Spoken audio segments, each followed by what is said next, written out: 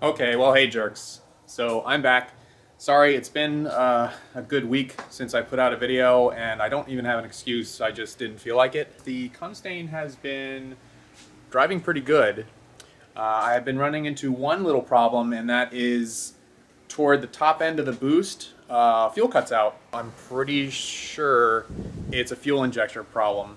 I'm running on the stock fuel injector.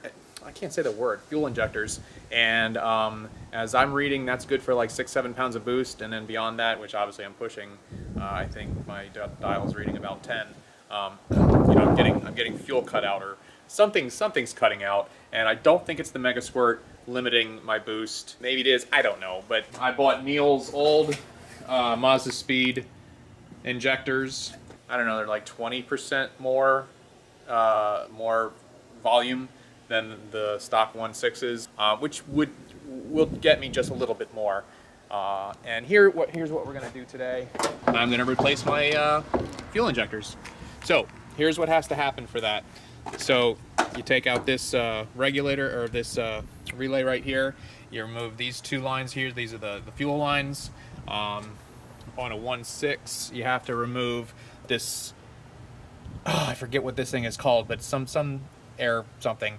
This is the fuel pressure regulator right here. That's going to have to be disconnected from here. Hopefully I don't break my PCV valve when I'm removing that. Here's the fuel rail right here, and the four fuel injectors as you see them right there. So this all has to come out so I can get to the fuel rail, and then I can replace the fuel injectors. Once that's all done, then I go back into Mega Squirt and tell it, hey, by the way, I'm using bigger injectors, so do me a favor, don't blow up. First thing you want to do is pull this relay right here. This is your fuel pump regulator or whatever relay. Then you go into the car and try to start it. What that does is it removes all the fuel pressure from the system. Let's try it. Yep. Next thing we want to do is remove the battery. Damn it, now I need a tool. Fuck. Alright, everybody always says take off your negative terminal, but I don't know why. I think taking off the positive terminal does the same thing, right? Pretty sure. There. So the first thing I want to do is take off these two fuel lines. I'm going to mark this one so I know which is which. And then apparently there's going to be some gas still in the lines, so take some paper towels and shove that shit right under there. And then kind of wiggle it just a little bit. Let's see if I can get under here. Sort of break this up.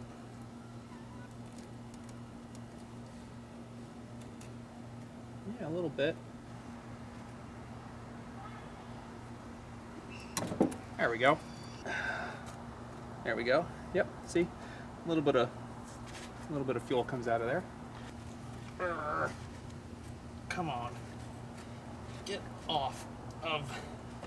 All right. Some more gas will come out of here, just like that, but not too much. Okay. We're gonna remove this thing, whatever that is. I'm not really sure. And these are not 10s. And then I guess those are 8s. Damn it.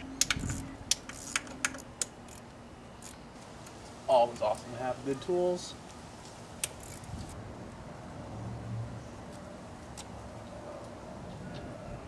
That's amazing. It does not want to. All right. Well, that's gonna have to come out after I pull this. This has nothing to do with the fuel system. It's in the way, so it needs to come out. Also, there's a gasket on here. Try not to lose that, because that's got to go back in there. Starting to see the fuel rail here. PCV valve is going to come right out. I don't want it. I don't want that to happen. Let's see what I can do about that. Yeah, I really don't want to break the PCV valve. I mean, and I don't want it to like come out either. This hose is really hard and brittle. That's not fun.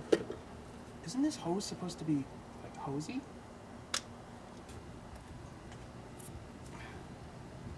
There. And I'll just leave that attached. I'm going to remove the electrical electrical from the injectors click, or you know, you can just break that little tab right off. That works too. That sucks. There we go. Okay. There. All 4 electricals are done. Or this one was broken. It's fine. It's not going to be a problem. These 2 bolts right here, and then the whole thing comes out. These are 12 mil right here, and I'm just going to crack them. Okay, and now there's 2 things. There's something that you should probably be aware of, and it's these little spacers.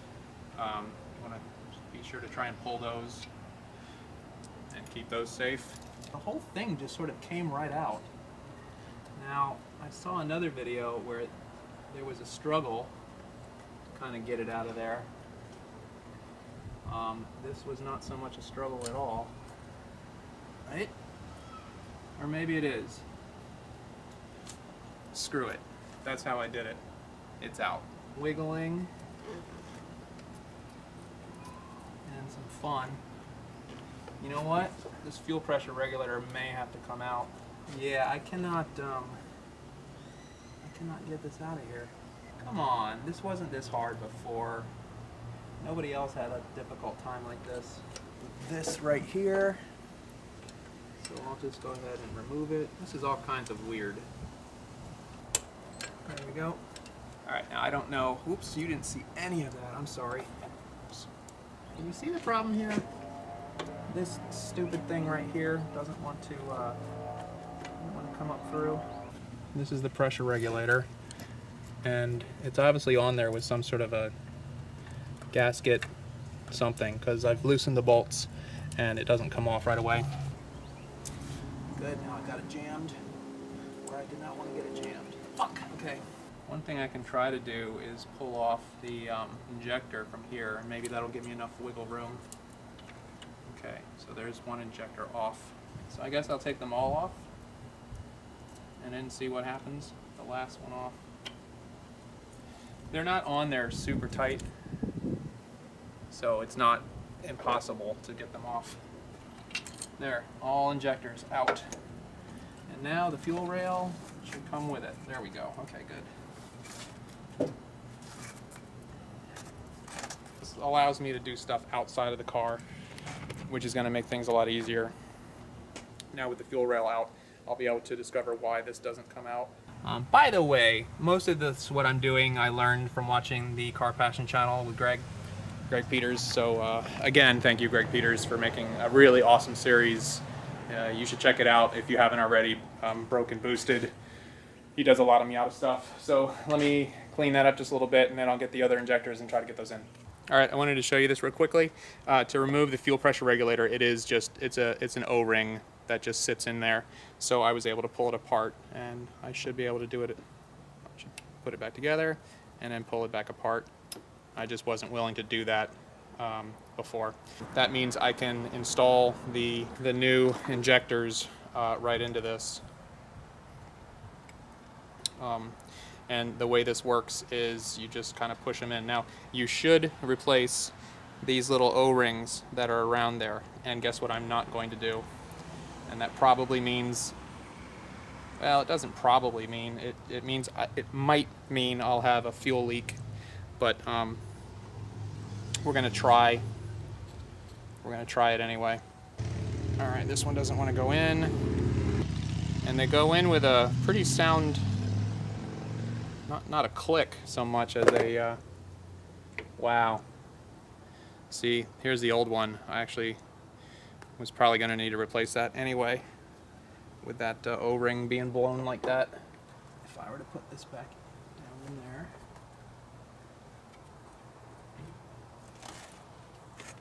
All right, so don't forget there are spacers that go in here, and I'll have to make sure I put those back in. This doesn't feel like it, and it's in.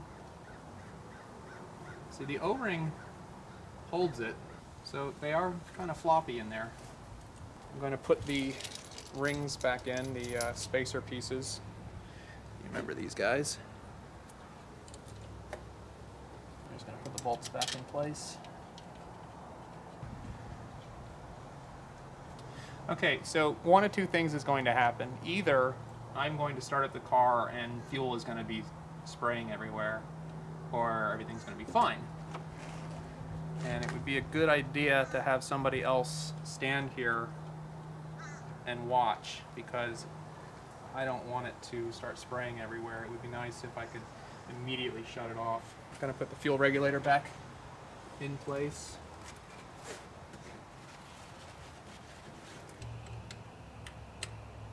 Done. I'll put this back on. That feels very fragile. At this point, I will plug these back in.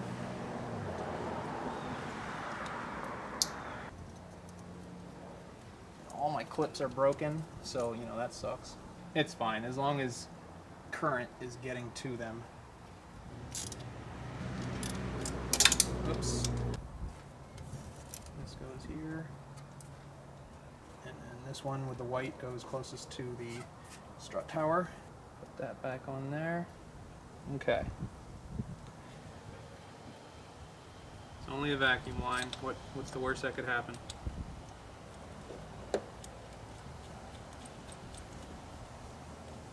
Okay, chances are I'm gonna have to unhook this all up again, because there's a very real chance that fuel is gonna come shooting out of here. Fuel pump thing back in. Fuel pump relay. I'm gonna use this camera as my second set of eyes. Only start it up slightly and see what happens.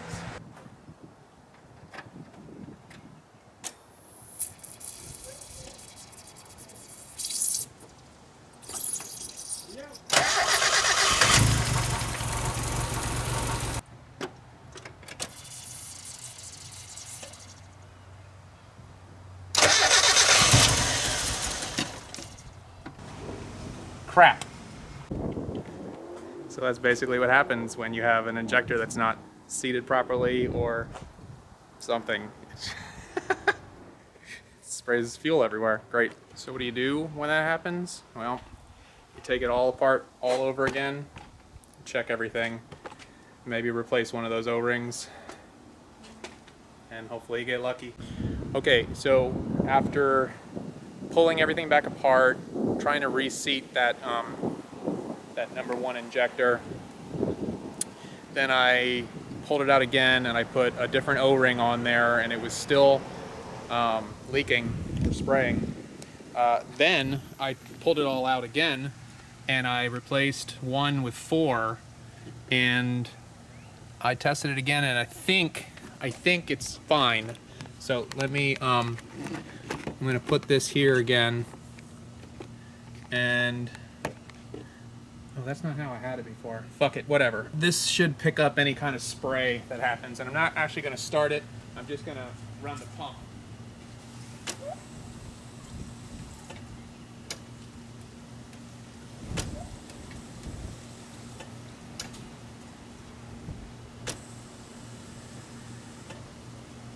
Now, I didn't necessarily see any spray.